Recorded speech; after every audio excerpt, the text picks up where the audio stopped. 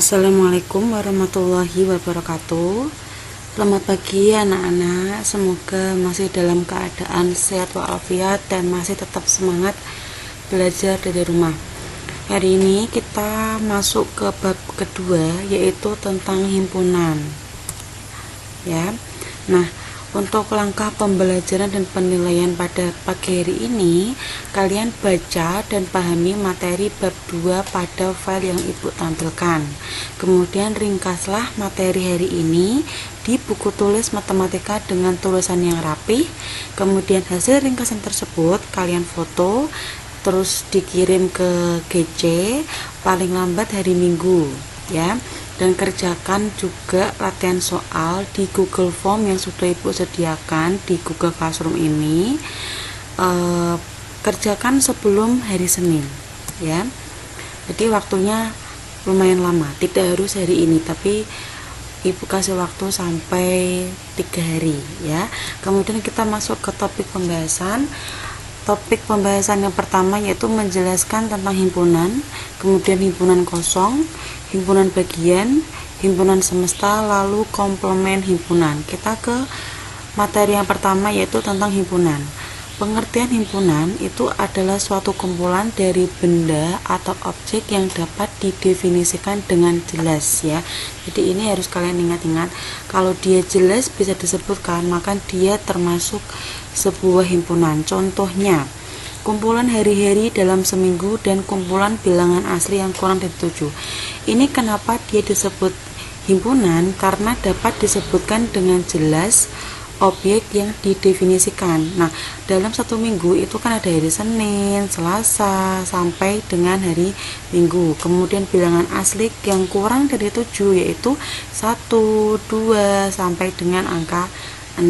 Jadi bisa kalian sebutkan dengan pasti dan jelas. Nah, untuk contoh yang bukan himpunan yaitu kumpulan orang-orang kaya dan kumpulan gadis-gadis cantik di kelasmu. Nah, ini bukan himpunan. Kenapa? Karena tidak bisa disebutkan objeknya, ya, tidak bisa karena di sini tidak jelas, dan yang namanya orang kaya itu tidak ada syarat yang pasti dia bisa dibilang kaya, dan gadis itu dibilang cantik juga relatif, ya. Cantik itu kan bisa bagi saya dia cantik, bagi kamu tidak cantik, ya, seperti itu. Kemudian kita ke notasi himpunan dan anggota himpunan. Suatu himpunan itu diberi nama dengan menggunakan huruf kapital seperti misalnya A, B, C, dan seterusnya. Jadi nama himpunan itu bisa kalian gunakan huruf A sampai Z, tetapi dia harus berupa huruf kapital. Kemudian diberi lambang dengan pasangan tanda kurung kurawal seperti ini, ya, kurung kurawal.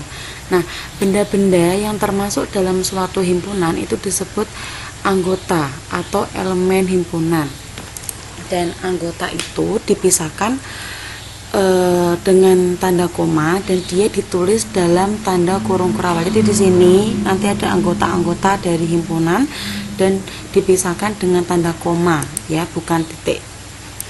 Lanjutannya, untuk anggota yang nantinya dia muncul lebih dari satu cukup ditulis sekali saja. Untuk simbol dari anggota elemen itu seperti ini, ya, anggota himpunan ini bacanya elemen, sedangkan yang bukan anggota himpunan dilambangkan dengan simbol seperti ini, ya. Jadi kayak huruf E tapi dia dicoret. Contohnya, diketahui himpunan K yaitu beranggota huruf A, D, I, dan K. Nah, di sini kita tahu bahwa A kecil itu anggota dari K. Bisa ditulis A elemen dari K atau A anggota dari himpunan K. Kemudian K kecil ini juga anggota dari K. Bisa kita tulis K elemen dari himpunan K. Nah, kemudian B itu tidak ada di dalam anggota himpunan K, maka di sini B itu bukan anggota K, ditulis B bukan anggota atau bukan elemen dari himpunan K, ya. Seperti itu. Kita lanjutkan ke menyatakan banyak anggota suatu himpunan atau disebut juga kardinalitas. Nah, banyaknya anggota atau kardinalitas himpunan A itu ditulis dengan N kecil dalam kurung huruf kapital A besar. Ya, contohnya di sini ada himpunan A, itu adalah himpunan huruf pembentuk kata matematika. Nah, maka bisa ditulis seperti ini. Himpunan A sama dengan kurung kurawal M kecil, koma A kecil, koma T kecil, koma E, I, dan K. Nah, ini kan kalau dibaca bukan matematika Bu, tapi mateik. Iya kan, tadi sudah Ibu bilang bahwa ketika ada anggota himpunan yang dia munculnya 2 kali, cukup ditulis sekali saja. Ini di dalam kata pembentuk matematika itu kan ada M 2 kali, M di depan sama di tengah, cukup ditulis 1 kali aja. Kemudian huruf A juga ada 3, ditulis 1 kali aja, ya, sehingga banyak anggota A atau NA adalah 5. Contoh yang kedua, diketahui himpunan B adalah warna lampu lalu lintas. Nah, kalian sebutkan warna lampu lalu lintas, yaitu merah, kuning, dan hijau, sehingga NB atau kardinalitas dari himpunan B adalah 3. Nah, selanjutnya menyatakan suatu himpunan. Ada 3 cara. Yang pertama dengan kata-kata, dengan cara mendaftar atau menyebutkan anggotanya, dan menggunakan notasi. Nah, contoh yang pertama di sini ada himpunan A adalah himpunan bilangan asli yang kurang dari 5. Dapat dinyatakan dengan cara ini dengan kata-kata, ya. Seperti ini. Jadi huruf kapital A sama dengan kurung kurawal. Kata himpunan ini dihilangkan, langsung aja ke bilangan asli kurang dari 5. Ya, kalau cara mendaftar maka kalian sebutkan bilangan asli yang kurang dari 5 itu apa aja, yaitu 1, 2, 3, dan 4. Dipisahkan dengan tanda koma, ya. Selanjutnya notasi. Nah, ini bacanya yaitu himpunan A X, di mana X kurang dari 5 dan X adalah anggota dari bilangan asli, ya. Ini notasi. Kemudian contoh yang kedua, ada M adalah himpunan bilangan prima yang kurang dari atau sama dengan 20. Nah, kalau dengan kata-kata tinggal kata himpunannya dihilangkan, ya. Kata adalah diganti dengan sama dengan, kemudian himpunan ini diganti dengan tanda kurung kurawal di depan dan di belakang, ya. Itu kata-kata. Kalau yang mendaftar maka kalian sebutkan bilangan prima yang kurang dari atau sama dengan 20, yaitu 2, 3, 5, 7, 11, 13, 17, dan 19, ya. Selanjutnya untuk notasi ini Ibu ulangi lagi cara membacanya.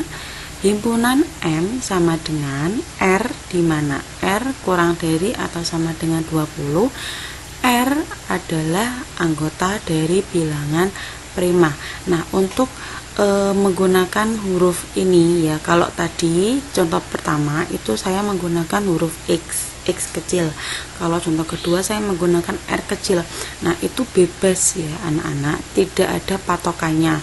Terserah, misalkan ini mau kalian ganti menjadi M kecil boleh, mau diganti N, C, D boleh, ya. Yang penting dia merupakan huruf kecil, bukan huruf kapital. Huruf kapital itu hanya untuk nama dari suatu himpunan. Kemudian contoh yang ketiga, Q adalah himpunan bilangan ganjil antara 1 dan 10. Nah, ini kata-kata, kemudian mendaftar, ya, disebutkan aja anggotanya, dan ini notasinya. Ya, kalau antara berarti Y-nya terletak di antara 1 dan 10. Ya, begitu. Kemudian diagram Venn. Nah, diagram Venn itu suatu gambar yang menyatakan hubungan 2 himpunan atau lebih. Nah, hal yang perlu diperhatikan itu bahwa himpunan semesta atau S itu digambar berupa persegi panjang. Nah, ini himpunan semesta belum kita bahas, ya, nanti akan Ibu singgung setelah materi selanjutnya ini, ya. Kemudian setiap himpunan digambar berupa kurva tertutup, dan setiap anggota himpunan ditunjukkan dengan noktah atau titik tebal, ya. Contohnya, nah, seperti ini. S ini adalah himpunan semesta, yaitu A, B, C, D, E, F, ya. Ada himpunan Q, D, E, F. Gambarkan diagram Venn-nya. Jadi ini ada persegi, kemudian ada himpunan semesta, saya taruh di pojok kiri atas, kemudian sebuah lingkaran, ini adalah himpunan dari Q, kemudian saya masukkan untuk anggotanya, dan jangan lupa noktahnya atau titik tebalnya untuk D, E, dan F. Nah, karena di sini himpunan semesta juga ada D, E, F, dan dia juga masuk ke dalam Q, maka cukup kalian tuliskan yang belum ada, yaitu apa? A, B, dan C. Jadi di dalam persegi ini dia ada semesta dan ada pula himpunan Q, ya, dan Q ini merupakan bagian dari S. Nah, contoh yang kedua, di sini ada himpunan S 1 sampai 10, A itu 145, B 234. Nah, kalian perhatikan kenapa ini kok lingkarannya dia gandeng, ya. Kenapa? Karena anggota himpunan A dan anggota himpunan B itu ada yang sama, yaitu angka 4. Jadi saya iriskan, ya, saya iriskan di sini. Kemudian yang bukan termasuk anggota A dan B saya taruh di luar lingkaran. Dia masuknya sebagai himpunan semesta. Ya. Kita lanjut ke himpunan kosong. Himpunan kosong itu adalah himpunan yang tidak mempunyai anggota, dilambangkan dengan 0 tapi dia dicoret, atau kurung kurawal tapi tanpa anggota. Ya, contohnya bilangan prima antara 7 dan 11 itu tidak ada. Tidak ada bilangan prima yang terletak di antara 7 dan 11, maka dia hasilnya himpunan kosong. Begitu pula di sini D adalah himpunan bilangan asli yang kurang dari 1. Tidak ada bilangan asli yang kurang dari 1, karena 1 itu sendiri adalah bilangan asli yang paling kecil. Jadi hasilnya merupakan himpunan kosong. Kita next ke himpunan bagian. Himpunan bagian di sini dia himpunan A merupakan himpunan bagian dari B jika setiap anggota A menjadi anggota B.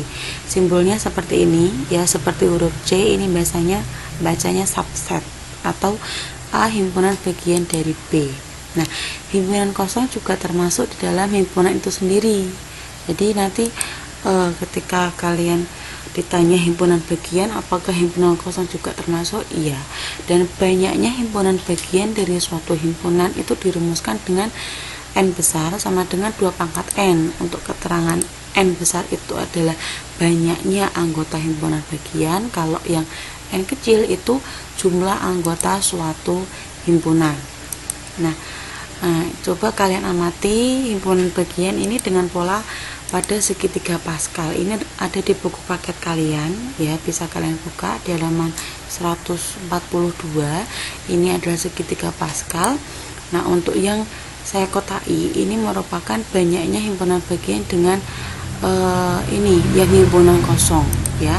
Kemudian dia ini yang 1 anggota, kemudian 2 anggota, 3 anggota, 4 anggota, dan 5 anggota. Nah, begitulah seterusnya. Jadi ini yang pertama untuk himpunan kosong. Ini kalau dia ada 1 anggota, maka nanti dia mempunyai 2 himpunan bagian. Kalau 2 anggota, maka nanti dia mempunyai 4 anggota himpunan bagian. Kalau 3 anggota, maka dia mempunyai 8 himpunan bagian. Jadi tinggal kalian jumlahkan. Bisa menjumlahkan ini satu garisnya atau menggunakan rumus yang tadi 2 pangkat N, ya. Nah, itu segitiga Pascal digunakan untuk apa? Digunakan untuk ini, ya. Jadi ketika ada suatu himpunan 1, 2, 3, ya, himpunan T anggotanya 1, 2, 3, kalian diminta untuk menentukan himpunan bagian yang banyak anggotanya 0. Nah, kalian bisa menggunakan bantuan dari segitiga Pascal itu tadi, ya. Ini kan dia mempunyai 3 anggota, ya, 3 anggota, maka kalian lihat, nah di sini 3 anggota, maka nanti ada 1 himpunan kosong sebanyak 1 buah, kemudian 1 anggota 3 buah, 2 anggota 3 buah, dan 3 anggota 1 buah. Nah, kalian bisa cek di sini, ya, yang anggotanya 0 1 buah yaitu himpunan kosong, anggotanya 1 3 buah, anggotanya 2 3 buah, ya, yang anggotanya 3 1 buah. Jadi kalau disimpulkan seperti ini, Kemudian untuk contoh yang kedua, ketika dia himpunannya beranggota 4, maka kalau dia anggotanya ada 4, maka kalian lihat dalam segitiga Pascal yang himpunannya itu mempunyai anggota 4. Jadi nanti ini untuk yang banyak anggotanya 0 ya himpunan kosong ya. Kemudian ini ada 1 yaitu himpunan kosong itu sendiri. Kemudian banyaknya anggota yang jumlahnya 1 ya ada 4 yaitu A, B, C dan D. Yang kemudian himpunan bagian anggotanya 2 ada ini 1, 2, 3, 4, 5, 6 ada 6 ya. Kemudian yang anggotanya 3 ada 4, yang anggotanya 4 ada 1. Ini sesuai dengan segitiga Pascal yang ini ya. Jadi segitiga Pascalnya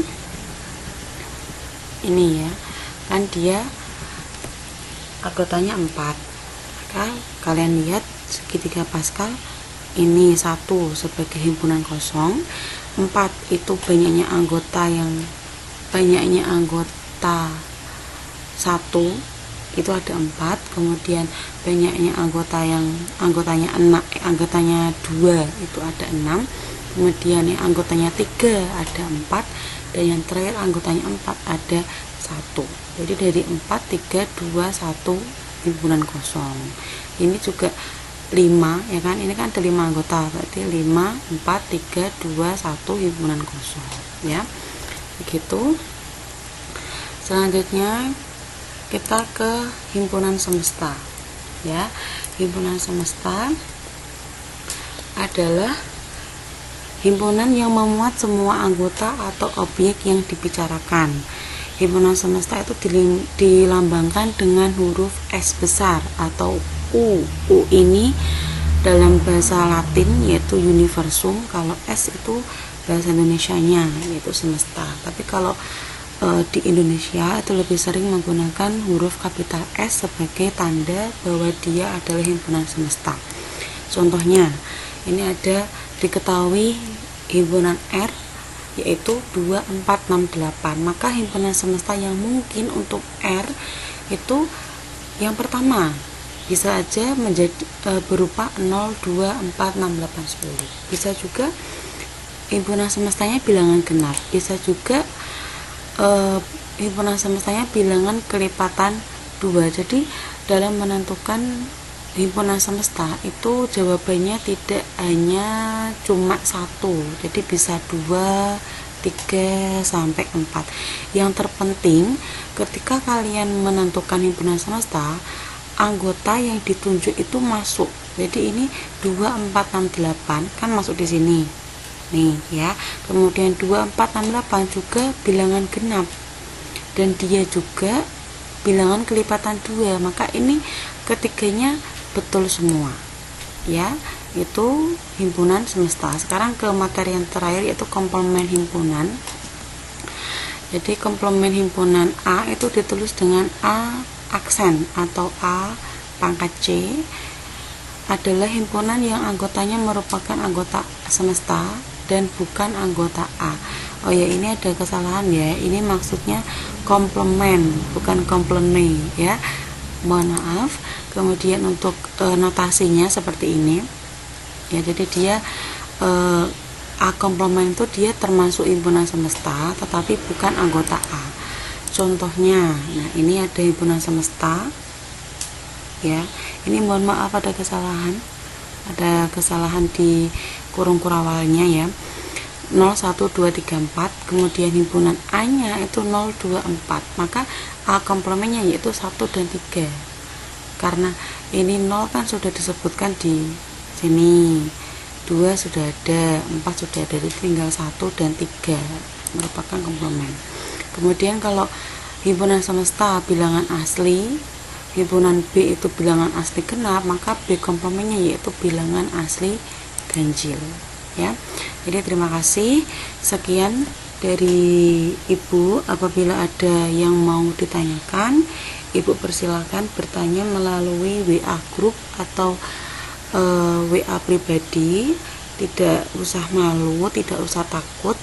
Nanti akan coba Ibu jelaskan lebih mendetail bagian mana yang kalian masih bingung. Dan ringkaslah materi pada hari ini pada buku seperti perintah Ibu di awal.